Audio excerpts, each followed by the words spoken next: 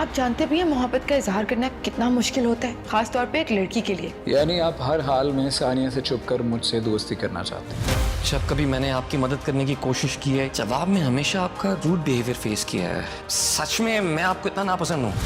اگر تم ہمیں پہلے ہی بتا دیتی کہ تمہیں یہ لڑکا پسند ہے۔ ڈرامہ سیریل شکوہ میں ثانیہ فصیح پر بہت زیادہ ٹرسٹ کرنے لگتی ہے اور وہ اسے کہتی ہے کہ اب تمہاری محبت کا رنگ میرے چہرے پر بھی نظر آنے لگا ہے، کیونکہ ہر کوئی مجھ سے میری خوشی کی وجہ پوچھتا ہے اور مجھے تو پتہ ہے کہ تمہاری وجہ سے ہے، پلیز مجھے کبھی دھوکہ مت دینا۔ اور دوسری طرف کرن جو کہ اسے پہلے ہی دھوکہ دے رہی ہے اور وہ فصیح سے اپنی محبت کا اظہار کر چکی ہوتی ہے اور اب وہ فصیح سے دوستی کرنے کے چکر میں ہے اور وہ فصیح کو کال کرتی رہتی ہے اور فصیح بھی اس سے بات کرنے لگتا ہے اور کہتا ہے کہ لگتا ہے کہ آپ نے ٹھان لیا ہے کہ آپ ثانیہ سے چھپ کر مجھ سے دوستی کر ہی رہیں گی۔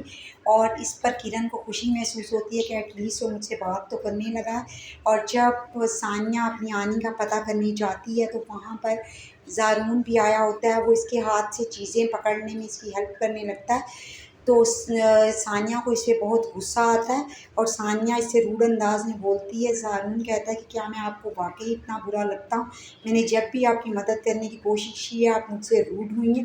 اور وہاں پر اتفاق سے نازنین کا پتہ کرنے اس کے ڈیڈ اور اسٹیپ مدر آ جاتی ہیں اور وہ ثانیہ کو دیکھ کر شوق ہوتی ہے اور کہتی ہے کہ مجھے تو پہلے ہی لگتا تھا کہ یہ اسی لڑکے کے ساتھ دوستی میں ہے، اور اس کا شک اب یقین میں بدل جاتا ہے۔ وہ ثانیہ سے کہتی ہے کہ تم ہمیں بتا دیتی، ہم تمہاری شادی اس سے کروا دیتے، یوں چوری چھپے اس سے ملاقاتیں کرنے کی کیا ضرورت ہے؟ اور ثانیہ کہتی ہے کہ ایسا کچھ نہیں، لیکن جب وہ گھر جاتی ہے تو اسے زارون کی باتیں یاد آتی ہیں اور وہ سوچتی ہے کہ کیا میں واقعی زارون کے ساتھ ہمیشہ زیادتی کرتی ہوں۔